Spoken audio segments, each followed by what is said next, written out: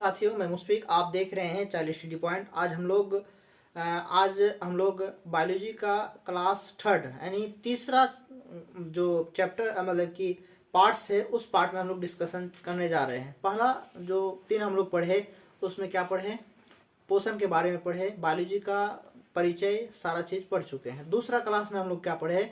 दूसरा क्लास में हम लोग पौधों के बारे में पढ़े हैं कि पौधों में न्यूट्रिशन, पौधों में मतलब कि क्या क्या होता है, उसके बारे में वो पूरा डिटेल से पढ़े। आप पिछला 2 वीडियो जो पढ़ा चुके हैं, उस वीडियो को आप लोग जाके देख सकते हैं। आइए दोस्तों, आज हम लोग पौधा के ही यहाँ पे कुछ पार्ट्स बचा हुआ था, उस पार्ट्स को लेकर के हम लोग एक फिर नए वीडियो के साथ हाजिर हुआ हूँ। अगर आप नए हैं तो चैनल को सब्सक्राइब कर लीजिए और बेल आइकन को भी दबा लीजिए ताकि आपको समय समय पर नोटिफिकेशन मिलता रहे। आइए दोस्तों, शुरू करते हैं। क्या है प्रकाश संश्लेषण की अवस्थाएं? प्रकाश संश्लेषण के लिए कल हम लोगों ने डिस्कस किया था कि प्रकाश संश्लेषण के लिए मूल 4 तत्वों की आवश्यकता है। पहला तत्व क्या है? पहला तत्व है कार्बन डाइऑक्साइड। दूसरा तत्व क्या है? दूसरा तत्व है आपका वाटर, यानी क्या है? Water, H2O। और तीसरा तत्व क्या है? सनलाइट। चौथा तत्व क्या है? क्लोरोफिल। क्वेश्चन में आता है कि इनमें से कौन तत्व की आवश्यकता है प्रकाश संश्लेषण के लिए? तो प्रकाश संश्लेषण के लिए चारों के चारों तत्व आवश्यकता है।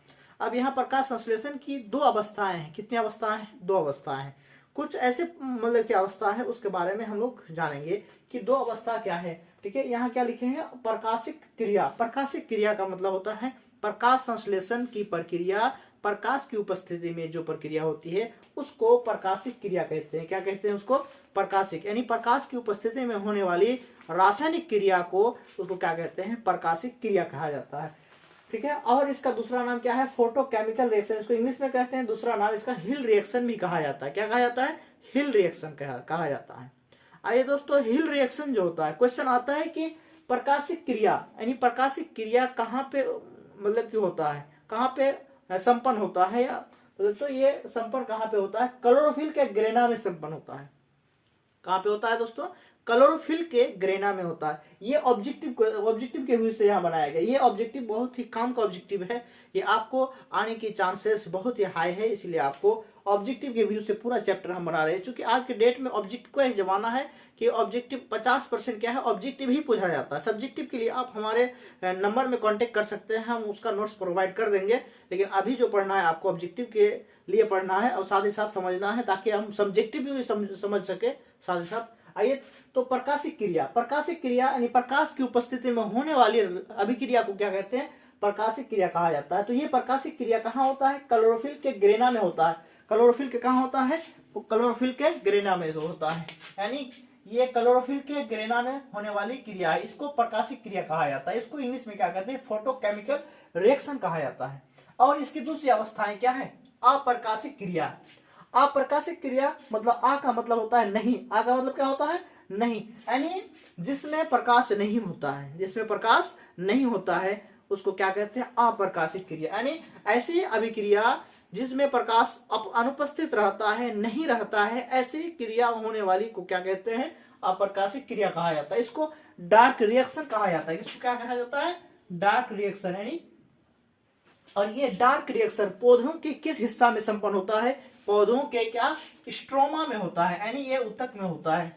कहां पे होता है? उत्तक में होता है। तो उम्मीद है कि आप समझ गए होंगे क्या पढ़ा है। प्रकाश संश्लेषण की अवस्थाएं कितना है? 2 अवस्थाएं। पहला क्या है आपका? प्रकाशिक अवस्था, प्रकाशिक क्रिया। दूसरा क्या है? अप्रकाशिक क्रिया। प्रकाशिक क्रिया प्रकाश की उपस्थिति में होगा, अप्रकाशिक क्रिया यानी प्रकाश की अनुपस्थिति में होगा। आइए दोस्तों, इसको आप समझ गए। यहाँ पे क्या लिखे हैं? उपापचय मेटाबॉलिज्म। उपापचय मेटाबॉलिज्म। आइए दोस्तों, क्या है ये? यानी सजीवों के शरीर में संपन्न होने वाली, यानी मनुष्य के वो सजीव का मतलब लिविंग थिंग्स। लिविंग थिंग्स का मतलब होता है जिसके अंदर जान होता है। जिसके अंदर क्या होता है? जान होता है, यानी जान जिसके अंदर होता है, तो उसके अंदर होने वाली जितने भी क्रियाएं हैं, चाहे अणुओं का तोड़ना, अणुओं का जोड़ना, पैदा करना, जन्म देना या खाना पीना, जितना भी शरीर के अंदर होने वाली क्रियाएं, सारी क्रियाओं को क्या कहा जाता है? सारी क्रियाओं को मेटाबॉलिज्म यानी उपापचय कहा जाता है। क्या कहा जाता है? उपापचय मुख्य 2 तरह के होते हैं। कितने तरह के होते हैं? आइए दोस्तों, उपापचय कितने तरह के होते हैं? 2 तरह के होते हैं। ये क्या है? उपाचय। क्या लिखे हैं? उपाचय। उपापचय में क्या होता है कि हमारे शरीर में अणु क्या होता है, जुड़ता है। क्या होता है, अणु जुड़ता है। और क्या होता है, अपचय। ये उपापचय है और ये क्या, अपचय। अपचय में क्या होता है, अणु टूटता है, यानी जब अणु इकट्ठा रहता है वो टूट के अलग अलग बिखर जाता है, उसको क्या कहते हैं, अपचय कहा जाता है। क्या कहा जाता है, अपचय कहा जाता है। उम्मीद है कि आप ये मेटाबॉलिज्म के बारे में, यानी मेटाबॉलिज्म क्या कहते हैं, यानी उपापचय क्या है, इसका डिफिनेशन ये हो गया, कितने प्रकार के हैं, 2 प्रकार के हैं, आप लोग समझ गए होंगे। आगे हम लोग जो चैप्टर है, ये चैप्टर क्या है, जंतुओं में पोषण। किसके बारे में, जंतुओं के पोषण के बारे में हम लोग जानेंगे। आइए दोस्तों, जंतुओं में पोषण किस प्रकार से होता है, कौन सा जंतु क्या खाते हैं, उसमें क्या क्या प्रोसेस होते हैं, क्या क्या प्रक्रियाएं से गुजरने पड़ते हैं, उन सारी चीजों को हम लोग इस जंतुओं के पोषण में देखेंगे। आइए यहाँ पे हम लोग सूक्ष्म जीवों में पोषण। सूक्ष्म जीव किसको कहते हैं, सूक्ष्म का मतलब होता है छोटा। सूक्ष्म का मतलब क्या होता है, छोटा। ऐसे जीव जो बहुत ही छोटा हो, जो हम लोग अपनी खुली आंखों से, नंगी आंखों से नहीं देख सकते, उसको देखने के लिए किसकी जरूरत पड़ती है, माइक्रोस्कोप की आवश्यकता है, सूक्ष्मदर्शी की आवश्यकता होती है। ऐसे जीवों को क्या कहते हैं, सूक्ष्म जीव कहा जाता है। सूक्ष्म जीव में एक जीव लेते हैं, क्या जीव का नाम है, ये क्या है, अमीबा। अमीबा से अक्सर क्वेश्चन आता है और 10th का सबसे बेहतरीन सूक्ष्म जीवों में अमीबा है, जो इससे क्वेश्चन आता है। सबसे पहले इसका इंट्रोडक्शन जान लेते हैं। अमीबा कैसा जीव है, एक कोशिकीय जीव है। कैसा जीव है, एक कोशिकीय जीव। ये सिंगल सेलुलर क्या है, मतलब कि जीव है। ये क्या, प्राणी संभोजी है। प्राणी संभोजी का मतलब क्या होता है, ये अपना भोजन निकाल लेता है। क्या करते हैं, निकालते हैं, चाहे तरल रूप में हो चाहे ये ठोस रूप में हो, क्या करते हैं, निकाल लेते हैं। ये मृदु जलीय, ये मीठा पानी में पाया जाता है, इसीलिए इसको मृदु जलीय कहा जाता है। आइए दोस्तों, अमीबा में जो भोजन होता है वो किस किस प्रक्रिया के द्वारा, किस किस चरणों के द्वारा क्या करते हैं, ग्रहण करते हैं और बहिष्करण करते हैं। आइए इस चीज को देखते हैं। आप जो देख रहे हैं ये कौन सी का फिगर है, ये क्या है, अमीबा का फिगर है। अमीबा का फिगर निश्चित नहीं है, ये इसका आकार कई तरह से ये अलग अलग बन सकते हैं, उसका आकार निश्चित नहीं होता है। ये सबसे यही एक जीव है जिसका आकार निश्चित नहीं है। बाकी जितना भी मतलब कि एनिमल्स है, सारे एनिमल्स के आकार क्या होते हैं, निश्चित होते हैं, और अमीबा के आकार निश्चित नहीं होते हैं। तो अमीबा के बारे में हम लोग पढ़ेंगे कि अमीबा किस तरह अपना भोजन ग्रहण करते हैं, उसमें क्या है, किस तरह चलते हैं, उसी के बारे में हम लोग यहाँ डिटेल करते हैं। आइए यहाँ दोस्तों देखते हैं हम लोग, क्या है ये अमीबा।